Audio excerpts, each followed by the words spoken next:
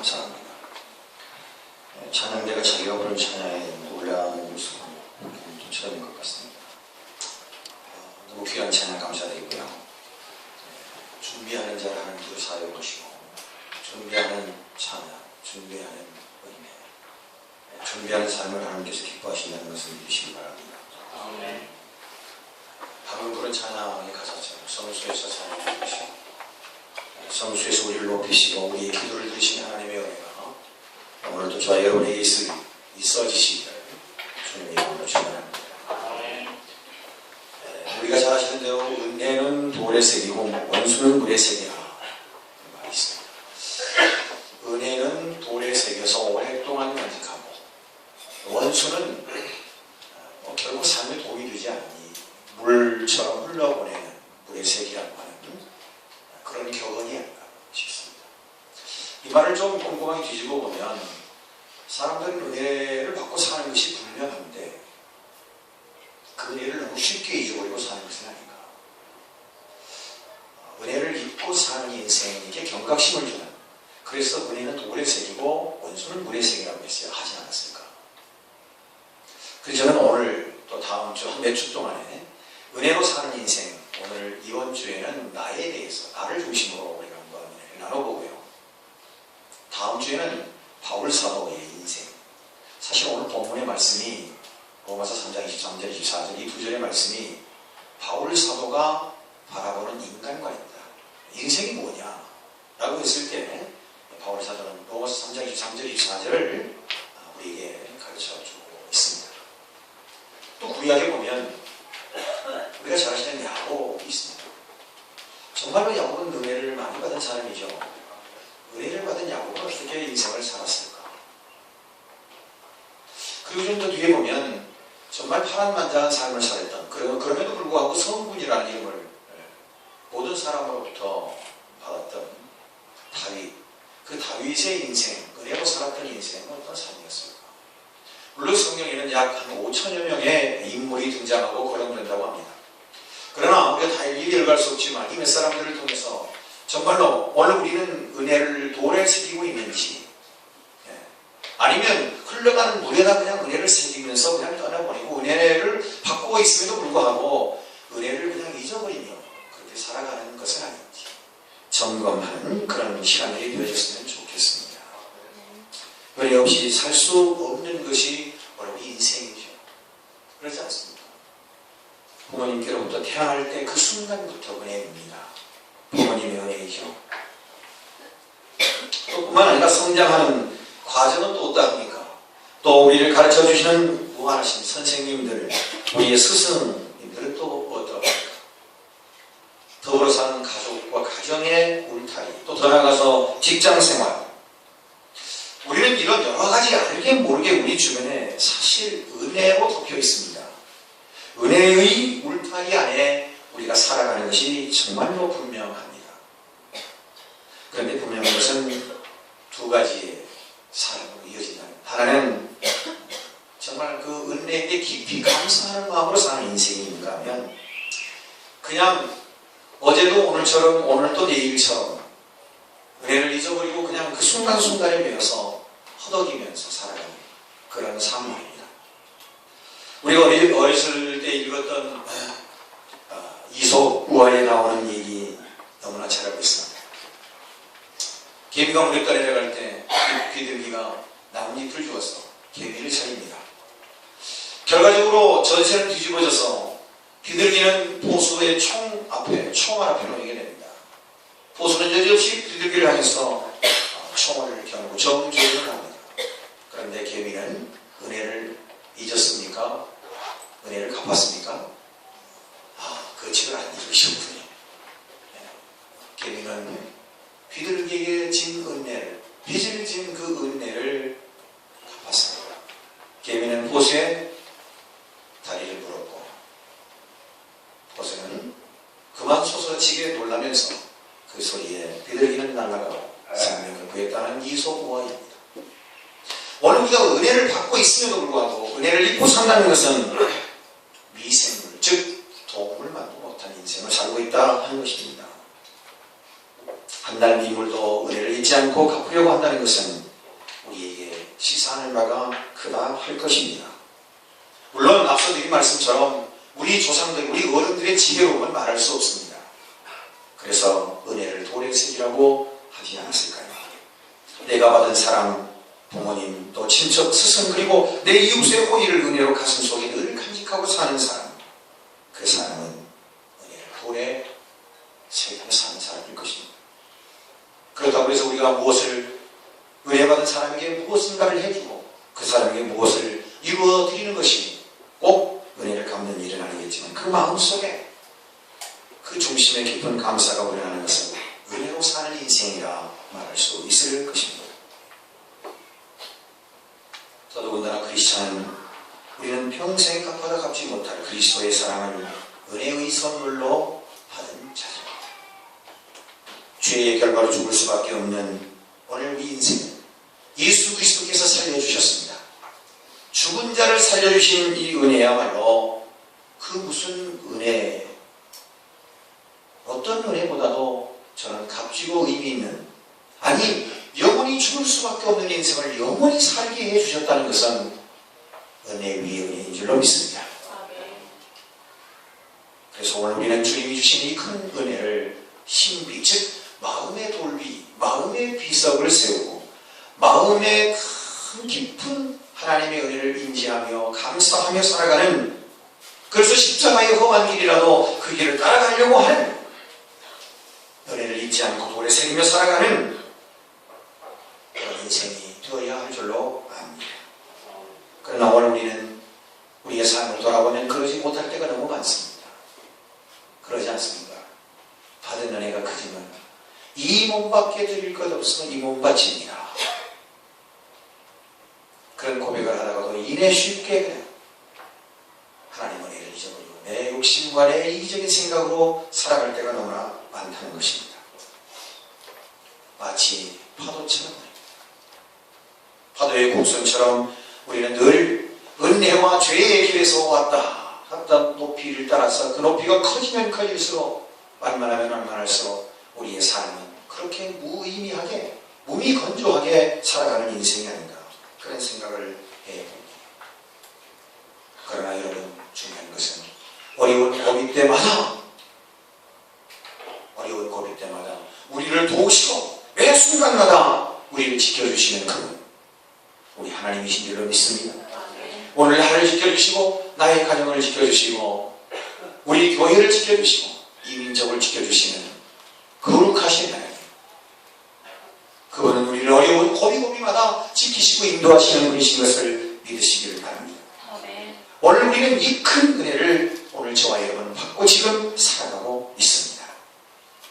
오늘 우리는 그 은혜를 우리 마음속에 돌판에 새기며 그 은혜의 깊이를 늘 날마다 찬송하며 나아가야 할 것입니다.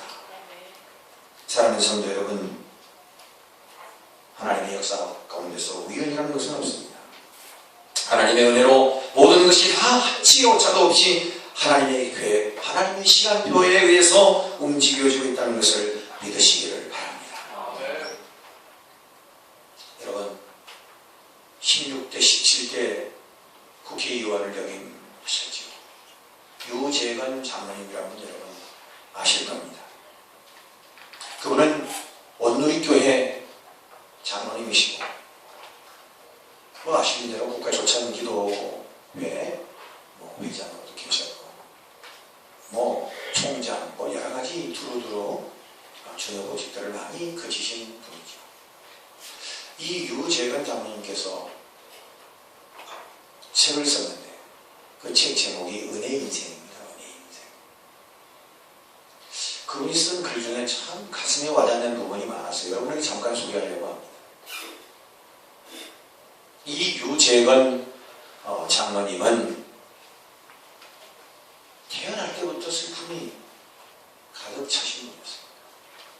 부모님이 결혼하고 9일 만에 10일째 되는 날 전투에 나가셔서 돌아가십니다.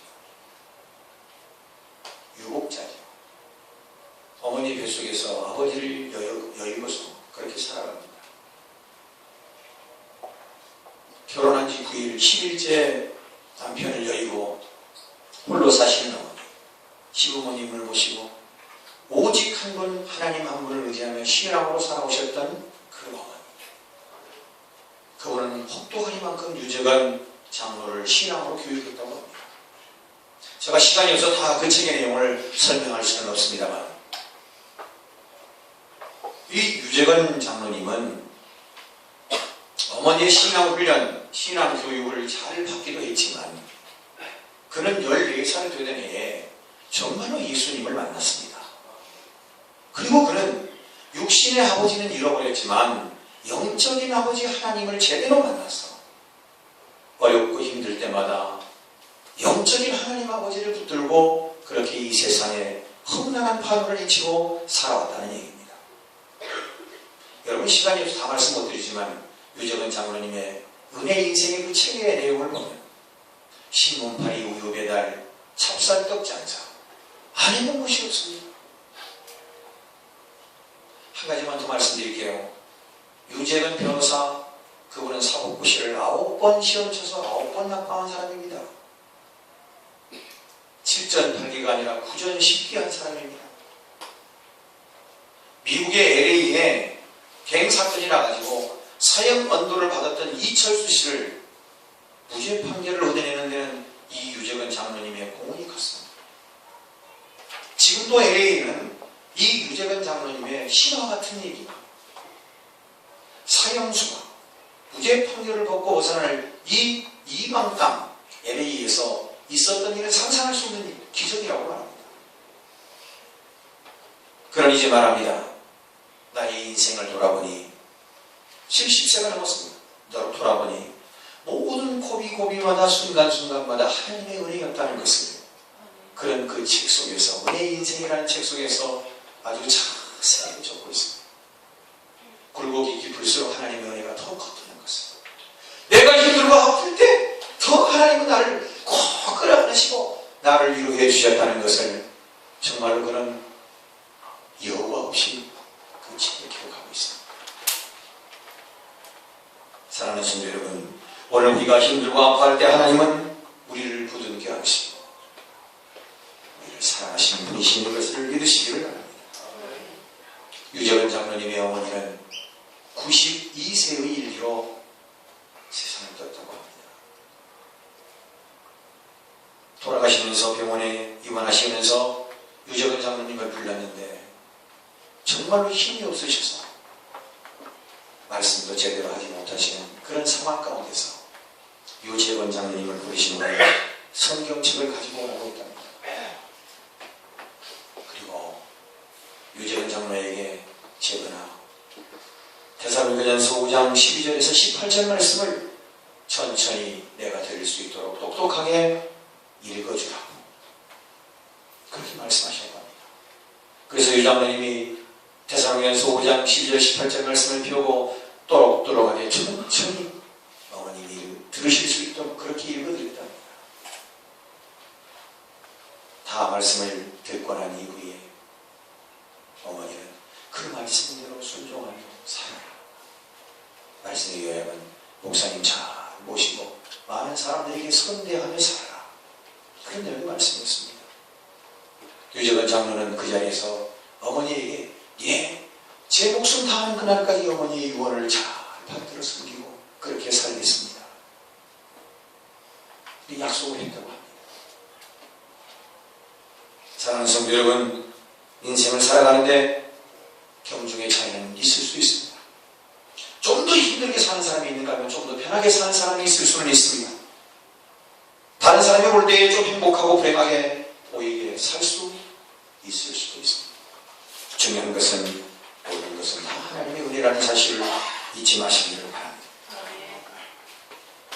여러분, 사운드 오브 뮤직이라는 뮤지컬을 여러분 아십니까? 거기 원장 수녀님이 마리아 수녀에게 하는 얘기를 여러분 극중에서 그 중간에서 들으실 수 있을 것입니다. 원장 수녀님은 그 마리아 수녀에게 사운드 오브 뮤직에서 이런 얘기를 합니다. 마리아 수녀, 한쪽 문이 닫히면 하나님은 그 옆에 큰 문을 열어놓으셔. 그 사운드 오브 뮤직에 보면 원장이 그 마리아 수녀에게 하는 얘기를 우리가 들을 수 있습니다. 사람들은 되게 보면 닫힌 문을 쳐다보고 절망하고 실망하고 좌절한다는 겁니다. 그러나 우리가 눈을 뜨고 어떤 분이 그런 얘기했습니다만 기도의 눈물을 흘리는 눈으로 세상을 보면 길이 보인다. 하나님의 문이 보인다라고 말하는 것처럼 그 마리아 수녀에게 원장 수녀하는 얘기는 닫힌 문 곁에 하나님은 큰 문을 열어놓고 계시다는 겁니다. 그러나 사람들은 열린 문을 보지 못하고 그 닫힌 문을 보고서 절망하고 좌절하고 거기에 그냥 쓰러져 버립니다. 사랑하는 성도 여러분, 오늘 지금 우리가 보고 있는 이 현실이 혹 닫힌 문을 바라보고 절망하고 좌절하고 있습니까? 그렇다면 용기를 내시고 모든 섭리와 모든 인생을 계획하시는 하나님, 그분이 우리를 위해서 열어놓으신 문을 볼 수 있기를 축원합니다. 우리는 열린 문을 통해 하나님의 사랑과 은혜를 보기보다는 닫혀진 문을 바라보면서 낙담하고 실망, 시기 빠질 수밖에 없는 나약한 존재라는 것 또한 우리가 부인할 수 없는 일입니다. 중요한 것은 오늘 우리가 하나님을 바라볼 수 있는 믿음이 우리에게 있어져야 한다는 사실입니다. 이 믿음을 통해서 하나님이 우리를 향하여 열어놓으신 큰 문을 보게 되기 때문입니다. 사랑하는 성도 여러분, 오늘 저는 첫 번째로 은혜로 사는 인생, 오늘 우리 나 자신에 대해서 은혜의 말씀을 좀 나누려고 합니다. 오늘 바울 사도는 본문에서 우리 인생은 무엇이냐? 칼빈이 말했던 것처럼, 종교개혁자 칼빈이 말했던 것처럼 우리 인생은 전적 타락한 존재였다는 겁니다. 구원받을 수 없는 죄인, 불쌍한 죄인이었다는 겁니다.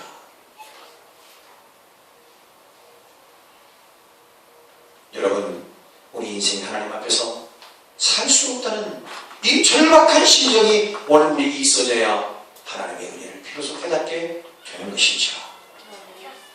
그냥 어떻게 살다 보니까 내 자신, 내 능력, 내 힘으로 사는 것 같지만 여러분, 우리 한 걸음 한 걸음을 우리 주님이 인도해 가신다는 것을 믿으시길 바랍니다. 유재근 장로님이 말씀했던 것처럼 뒤돌아보니 고비고비마다 어렵고 힘들 때마다 하나님이 그렇게 인도하셨다. 그것이 카리스 은혜가 아니고 무엇이겠습니까? 그것이 하나님의 선물이 아니고 무엇이겠다는 거예요. 먼저 우리가 하나님 앞에 죄인이라는 사실을 인정해야 합니다. 그리고 나는 용서받은 죄인이라는 사실을 깨달아야 합니다. 로마서 5장 8절 말씀에 우리가 아직 죄인 되었을 때 그리스도께서 우리를 위하여 죽으심으로 하나님께서 우리에 대한 자기의 사랑을 확증하십니다. 요한복음 8장 24절에 그러므로 내가 너희에게 말하기를 너희가 너희 죄 가운데서 죽으리라 하였노라. 너희가 만일 내가 그인 줄을 믿지 아니하면 너희 죄 가운데서 죽으리라. 사도행전 26장 18절에는 그 눈을 뜨게 하여 어둠에서 빛으로 사탄의 권세에서 하나님께로 돌아오게 하고 죄 사함과 나를 믿어 거룩하게 된 우리 가운데서 기업을 얻게 하리라 하더이다. 로마서 8장 10절 또 그리스도께서 너희 안에 계시면 너희 몸은 죄로 인하여 죽은 것이나 영은 의를 인하여 사는 것이니라. 그래서 바울 사도는 골로새서 1장 17절 에베소서 5장 32절에 이 사실 우리에게 감춰주신 예수 믿는 사람들에게만 알려주신 하나님의 비밀을 말씀하고 있습니다. 예수를 알지 못하는 사람들은 이 사실에 대해서 그들이 어떻게 해야 할지, 이 상황의 끝이 어디인지를 알지 못하지만 오늘 예수 믿고 구원받은 사람은 이 상황의 끝이 어디인가를 알기 때문에 이 사실을 알게 하신 하나님, 그분은 우리같이 부족한 자에게, 어리석은 자에게 비밀스럽게 가르쳐주고 계십니다. 골로새서 1장 17절 하나님이 그들로 하여금 이 비밀의 영광이 이방인 가운데 얼마나 풍성한지를 알게 하려 하십니다. 이 비밀은 너희 안에 계신 그리스도시니 곧 영광의 소망이니라. 에베소 5장 31절 에베소 교인들에게 이렇게 말합니다. 이 비밀이 그러나 우리는 죄인이지만 하나님께서 우리를 살리셨다. 아무나 아는 것이 아니라 부족하고 연약하고 보잘것없는 오늘 우리들에게 이 비밀을 가르쳐 주신 하나님, 이 비밀이 그러다. 나는 그리스도와 교회에 대하여 말하노라. 그렇게 설명하고 있어. 바울 사도는 설교할 때마다 교인들에게 이 말씀을 절대로 간과하지 않았습니다. 빼놓지 않았습니다. 우리가 죄인 되었을 때, 아직 죄인 되었을 때, 우리를 위해 십자가에 위해서 죽으시고 우리를 구원하시고 부활하신 주님, 그분이 우리의 죄를 사하십니다. 이것이 큰 하나님의 비밀입니다. 우리에게는 가르쳐 주신 비밀입니다. 사실입니다. 그래서 우리는 용서받은 죄인입니다. 우리는 그 무엇으로도 구원받을 수가 없습니다. 우리의 행실, 우리의 의로움, 우리의 착함, 우리의 경제력, 우리의 권력, 그 어떤 것으로, 우리의 학력, 지식, 그 어떤 것으로도 구원받을 수가 없습니다. 죽었던 자가 다시 살아날 수가 없습니다. 오늘 우리가 은혜로 사는 인생이 맞습니다. 아멘이십니까? 아멘. 오늘 우리가 하나님의 은혜로 사는 인생이 맞습니다. 아멘. 첫 번째는 죽었던 자가 살아나는 인생. 이 사실을 깨닫는 자는 변치 않습니다. 이 사실을 깨닫는 자는 하나님과의 관계를 어떤 상황에서 놓지 않습니다. 교회에서 성도 간의 세상 속에서 어떤 서러움이 오고 어떤 핍박이 오고 어떤 환난이 오고 어떤 고난이 와도 내가 죽었던 죄인이 예수 그리스도의 보혈의 십자가 공로로 내가 다시 살게 되었다는 사실을 확실히 믿는 사람, 확실히 믿음의 변함이 없는 사람은 결코 좌절할 수 없습니다. 결코 방황할 수 없습니다. 결코 시향을 놓지 못합니다. 흔들리지 않습니다. 그 누가 뭐라 그래도 나를 구원하신 예수를 찬양하고 그 누가 뭐라 그래도 나를 살려주신 예수를 위해 충성하고 헌신할 수밖에 없습니다. 이 사실을 간직한 목사가 세상에 핍박이 오고 환난이 오더라도 이 사실을 간과할 수 있겠습니다. 아니 어떤 고난이 목사에게 온다 할지라도 이 사실을 깨닫는 목사가 변할 수 있겠다.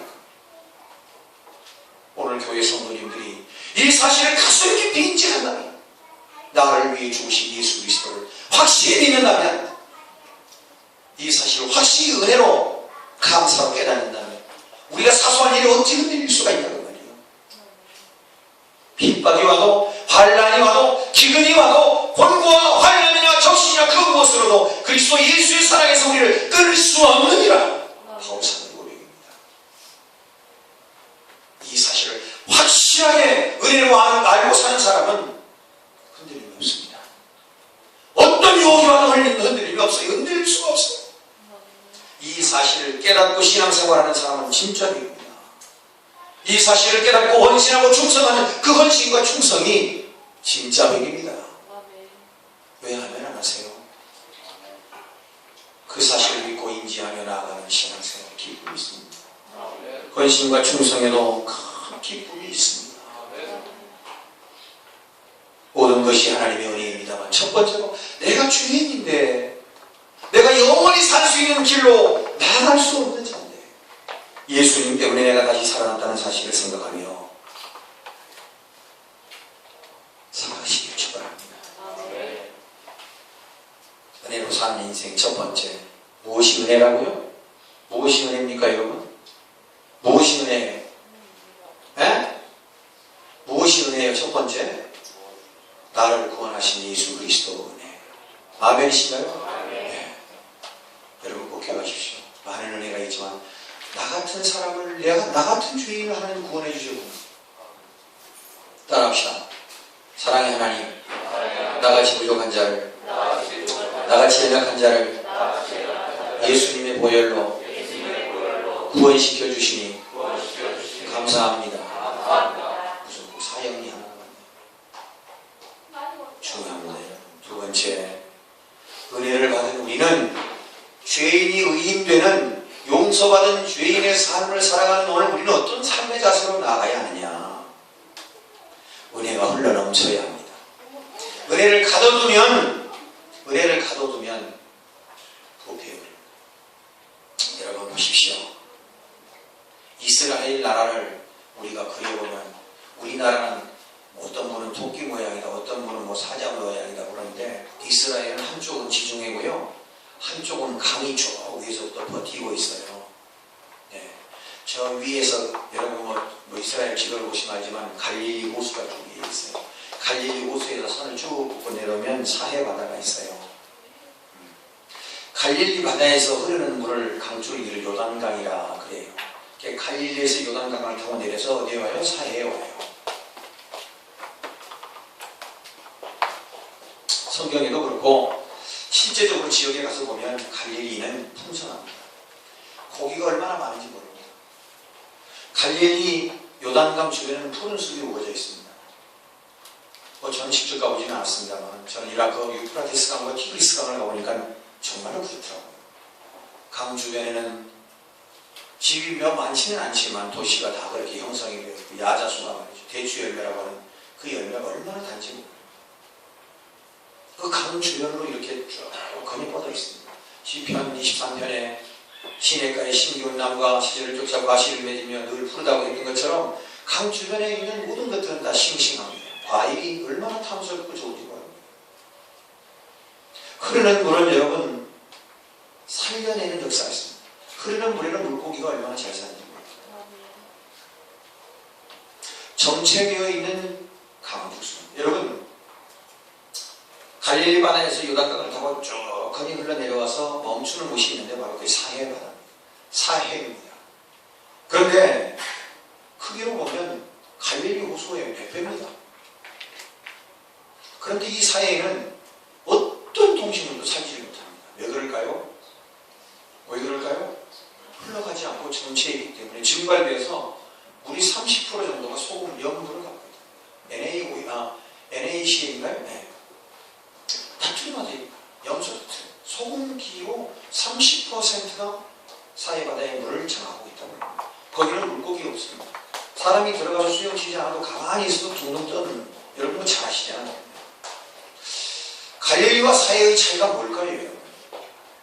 갈릴리와 사해의 차이가 뭡니까? 갈릴리는 흐르는 물이고 흐르는 물은 생명을 창출해내고 살려내는 일을 하지만 사해는 어떻게 해요? 멈춰버리면 가두어 놓으면 그곳에는 그 어떤 것도 살 수 없는 삭막함이 이루어지고 있다는 것입니다. 사랑하는 성도 여러분, 우리가 간과하지 말아야 할 것이 있습니다. 오늘 저도 여러분도 하나님의 은혜를 받았다면 그 은혜를 가둬두고 살아서는 절대로 안 된다는 거예요. 그 가둬둠 속에서 우리가 받은 은혜가 부패해지고 우리가 받은 은혜가 어떻게 해요? 어떤 식물도 살 수 없는, 어떤 물고기도 살 수 없는 죽음의 바다로 변해버린다는 사실입니다. 내가 은혜를 받았다고 하면서 베푸는 사랑이 없고 베푸는 친절이 없고 베푸는 이해와 용서가 없다면 우리는 가두어 놓은 사해와 같은 삭막한 인생이 될 수밖에 없어요. 은혜를 받았다고 하는 사람이 은혜를 베풀 줄 모르고 은혜를 나누지 못하면 사해와 같이 죽음의 바다가 됩니다. 얼핏 보기에는 갈릴리 바다보다 사해가 큽니다. 얼핏 보기에는 사람들이 보기에는 큰 은혜를 받은 것 같습니다. 사해처럼. 그런데 실상 그 내막을 들여다보니 죽은 바다예요. 죽은 바다. 사람들이 보기에는 갈릴리보다 사해가 더 큰 은혜를 받고 더 큰 바다라고 말하고 그렇게 생각할 수 있습니다. 그러나 중요한 것은 흘러 넘치지 못하는 박힌 강은 썩을 수 있습니다. 이기심과 교만과 욕심과 썩을 수 있습니다. 오늘 우리 인생의 은혜를 받고 갈릴리 호수처럼 살아야 합니까? 가두어 놓고 베풀지 않고 나누지 않는 섬기지 않는 사회와 같은 인생을 살아야 합니다. 여러분이 하나님 앞에 은혜를 받았다면 적은 것이라도 베풀며 나누며 섬기며 사시기를 축원합니다. 이것이 나를 위한 거예요. 나를 위한 거예요. 그래, 예수님 때문에 내가 참아야지. 내가 예수님 때문에 이해해야지. 내가 예수님 때문에 사랑해야지. 따라합시다. 예수님 때문에 사랑해야지. 예수님 때문에 용서해야지. 예수님 때문에 따라하시는 분이 계십니다. 그분을 일으켜 세워가지고 한번 해봐야 돼요. 기회를 드리겠습니다. 따라서 예수님 때문에 기뻐하며 살아야지. 인생 되시기를 축원합니다. 은혜를 에스겔서 47장 너무나 잘 아시는 말씀 9절에 보면 이 강물이 이르는 곳마다 번성하는 모든 생물이 살고 또 고기가 심히 많으니 이 물이 흘러 들어가므로 바닷물이 되살아나겠고 이 강이 이르는 각처에 모든 것이 살아나는 것. 여러분이 은혜를 나누고 베풀고 섬기면 하나님의 기적 같은 역사가 살아나는 역사가 여러분이 어떤 어려운 사람을 향하여 중보의 기도를 드리고 어떤 어려운 사람을 섬기고 그 사람을 위해서 여러분이 중보하면 하나님께서 여러분의 삶을 붙드시고 살리는 역사로 이끌어간다는 얘기입니다. 가르쳐주지 마세요. 요한복음 7장 38절 나를 믿는 자는 성경의 이름과 같이 그 배에서 생수의 강이 흘러나오리라 하시니 흘러가야 살아나는 기적이 임한다는 사실입니다. 은혜를 받았다면 죄인이 예수님 때문에 영원한 삶을 우리가 얻고 사는 은혜의 인생이 되었다면 오늘 우리도 이 복음을 전하는 이 복음이 흘러 넘쳐가는 그런 삶을 살아야 되지 않겠습니까? 예수 믿읍시다. 예수 믿어야 행복합니다. 진짜 행복한 것은 예수님 믿어야 행복합니다. 왜냐하면 오늘 우리는 육신으로 사는 게 아니라 우리는 영으로 사는 존재입니다. 육신으로 사는 것 같지요. 그러나 실제 우리의 삶의 모습을 내면을 들여다보면 우리 인생은 영으로 사는 겁니다. 그래서 우리는 예수 믿어야 행복합니다. 예수 믿어야 합니다. 넘치는 흘러가는 은혜의 삶이 하나님께서 살리는 역사, 복의 역사를 입히시는 놀라운 하나님의 은혜인 것을 믿으시기 바랍니다. 세 번째, 첫 번째는 죄인이 예수님 때문에 구원받은 사실에 그 큰 은혜로 살아가는 인생인 것을 깨달아야 되고 그것을 깨달은 사람은 나누고 베풀고 섬기고 충성하는 인생을 살아야 한다는 말씀을 전해드렸습니다. 세 번째, 은혜 입은 사람은 사는 것 자체가 감동입니다. 여러분 어느 회사에서 그런 얘기했죠. 고객 만족을 넘어 고객 감동으로 가야 된다고. 여러분 감동은요 사람을 완전하게 변화시켜버립니다. 기뻐하는 것도 중요하지만요 감동은요 우리 몸의 체질을 바꿔버린답니다. 여러분 체질과 개선을 원하시면 늘 서프라이즈 하십시오. 늘 감동으로 사십시오. 감동으로 그냥 감동으로 사십시오. 감동으로 살면 우리 몸이 그렇게 익는답니다. 막 은혜가 충만하고 감동이 되면요 우리에 있는 몸에 있는 하이돌핀 여러분 아시잖아요. 엔돌핀보다 4,000몇 전 자세히 모르지만 하여튼 굉장한 물질이라네요. 독성 물질을 그냥 삼켜버리는데 우리의 몸에 어떤 것도 아무덩어리도 감동을 많이 하면 그냥 다 없어져 버린다네요. 이것이 하나님의 은혜의 감동일 때 말이죠. 사랑하는 성도 여러분 사실 그렇지 않습니까? 왜 감동으로 살게 될까요? 은혜는 힘이기 때문에 그렇습니다. 우리 마음속에 우리의 삶 속에 은혜를 품고 사는 사람은 늘 하나님께서 우리에게 힘을 주시고 용기를 주시지만 지나간 쓰라린 아픔에 상처를 안고 사는 사람은 늘 고통과 아픔뿐이에요. 그래서 은혜로 살아야 하는 거예요. 은혜로 그 은혜를 가슴에 안고 은혜로 사는 사람에게는 하나님께서 늘 그 인생에게 힘을 주시고 용기를 주시고 하나님이 통행하십니다. 흘러간 인생의 아픔 상처를 안고 사는 사람은 늘 고통이고 아픔이고 괴로움이에요. 그래서 은혜로 사는 인생은 감동이에요. 한 여인이 가늠하다가 현장에서 잡혔어요. 예수님 앞에 왔어요. 많은 사람들이 이 여인의 행위를 봐서는 돌로 쳐 죽여야 된다는 것이었습니다. 그러나 예수님은 우리가 아시는 대로 그 여인에게 아무 말도 하지 않으셨습니다. 왜냐하면 예수님은 그 여인의 모든 죄를 짊어지시는 대신 져주시는 분이시기 때문입니다. 그리고 누구든지 돌이 없는 자, 죄 없는 자가 돌을 들어 쳐라고 말씀하신 예수님의 그 말씀을 당시에는 이해할 수 없었습니다. 그러나 예수 그리스도는 그 여인의 죄를 다 짊어지고 계셨습니다. 사랑하는 성도 여러분, 그 여인은 큰 긍휼을 받았습니다. 예수 그리스도의 은혜를 입었습니다. 그 이후에 그 여인이 어떻게 살았는지 성경에는 정확하게 기록되어 있지 않습니다만 오늘 그 여인은 바로 성경 속의 인물이 아니라 오늘 저와 여러분이 아닐까요? 여러분 어떻습니까?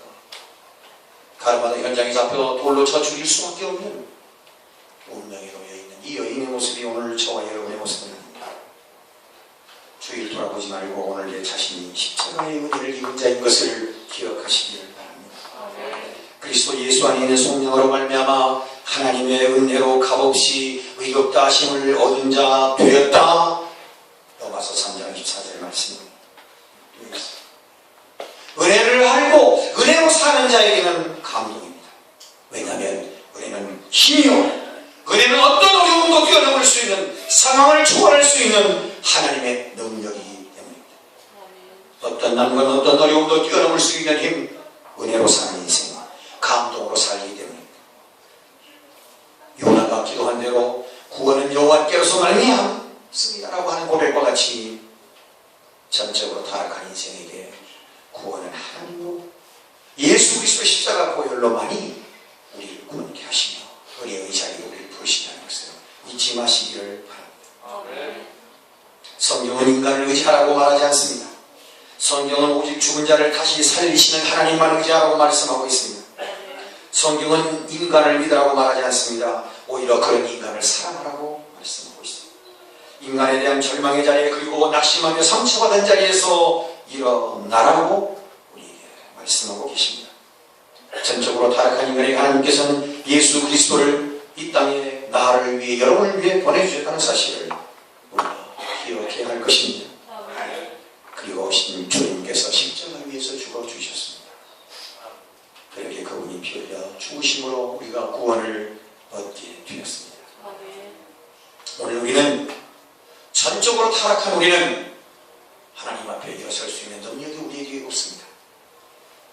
종교개혁자 갈빈이 그의 5대 교리에서 말하는 것처럼 인간적 전적 무능력을 오늘 우리는 인간의 전적 타락과 더불어 인간의 전적인 무능력, 이 무능력으로는 하나님 앞에 나아갈 수가 없다는 사실입니다. 그런 설명을 하길 이렇게 설명했습니다. 날개를 꺾어놓은 새는 날아다닐 수 있는 자유를 갖지만 그럼에도 불구하고 날지 못한다. 죄를 짓고 전적으로 하는 타락한 인간은 하나님 앞에 설 수 있는 자유는 갖지만 하나님께로 접근할 수 없다. 그는 그렇게 기록하고 있습니다. 이제 우리는 인간에 대한 신뢰와 사랑을 그리스도 예수 안에서 다시 세워가야 할 것입니다. 은혜로 말입니다. 사랑하는 성도 여러분, 믿음이라는 것이 뭡니까? 사람의 힘이 아니죠. 오직 나를 이끄시는 하나님에 대한 신뢰를 우리는 또 다른 표현으로 믿음이라 그렇게 말합니다. 여러분, 믿음이 무슨 매직입니까? 잘못 오해하시는 분들이 있습니다. 여기 한 사람을 소개하려고 합니다. 카린이라고 하는 여인입니다. 이 여인은 어린 시절에 아버지가 돌아가셔서 어머니가 새 아버지를 얻었어요. 그래서 계부 밑에서 삽니다.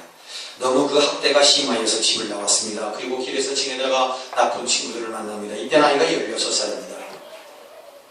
16살 먹은 소녀가 길거리에서 나쁜 친구들을 만나 임신을 합니다. 그리고 버림을 받습니다. 혼자서 아이를 키우다가 우연찮게 믿음이 좋은 남자를 만납니다.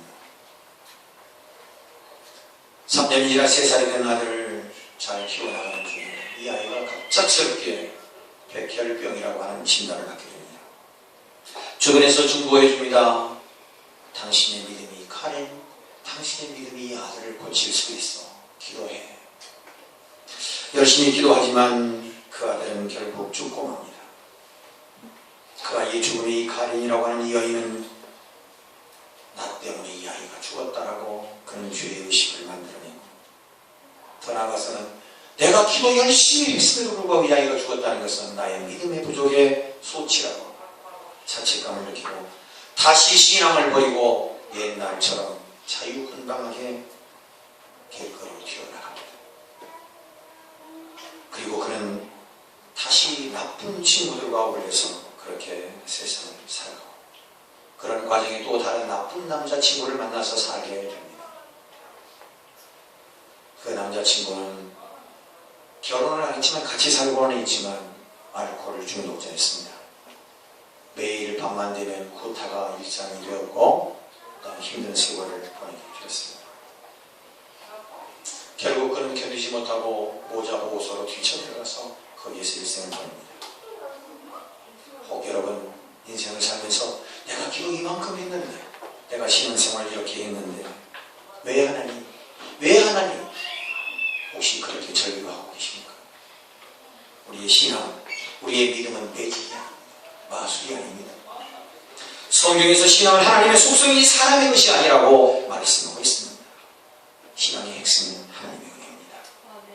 하나님의 힘에 대한 신뢰입니다. 결코 사람의 노력이 아니라는 것을 믿으시길 바랍니다. 믿음은 하나님의 역사입니다. 내 상황에 의해서, 내 논리에 의해서 기분이 업됐다가 다운되고 이랬다 저랬다 하는 것이 아니란 말입니다. 그분을 전적으로 신뢰하고 의지하고 나아가면 그분이 나의 삶을 주관하게 되실 줄로 믿습니다. 말씀을 정리합니다. 오늘 첫 번째 시간 은혜로 사는 인생 나는 어떤 존재입니까? 나는 예수님 때문에 십자가에 위해서 그 고통과 고난을 다 감내하시고 나를 위해 죽어서 나를 구원하신 예수 그리스도의 그 사랑, 그 은혜 아래 사는 용서받은 죄인이라는 것을 잊지 마시기 바랍니다.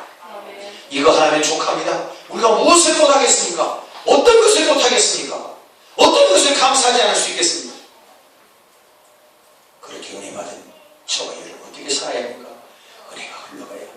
흘러갈 때 생명이 살아납니다. 식물이 살아나고 물고기가 살아나고 강물이 살아나는 것은 흘러갈 때입니다. 내가 용서하고 사랑하고 베풀 때, 섬길 때, 충성할 때 거기에는 생명이 되살아납니다. 우리 예수님이 살리는 역사를 위해 이 땅에 오셨던 것처럼 오늘 우리 모두가 다 살리는 역사에 동참자 되시기를 축원합니다. 세 번째, 우리는 어떻게 살아야 합니까? 은혜로 사는 인생은 감동입니다. 아침에 눈을 뜨는 것도 감동입니다. 내가 살아가는 하루하루가 감동입니다. 내가 이만한 건강 가지고 내가 아름다운 가정을 갖추고 같이 함께 살아가는 것 감동입니다. 내 입을 벌려 찬송할 수 있다는 것 감동입니다. 내 손을 들어 내가 밥숟가락을 가지고 내 입에 떠넣는 것 감동입니다. 내 다니지만 내가 걸어 다닐 수 있다는 것 감동입니다. 내 코로 오가 나는 것 감동이에요. 산소 호흡기를 꺾고 있지 않다는 것 감동이에요. 내 눈을 가지고 있지만 내가 볼 수 있다는 것 감동이에요. 내 입을 갖고 있지만 내가 말할 수 있다는 것 감동이에요. 왜 그럴까요?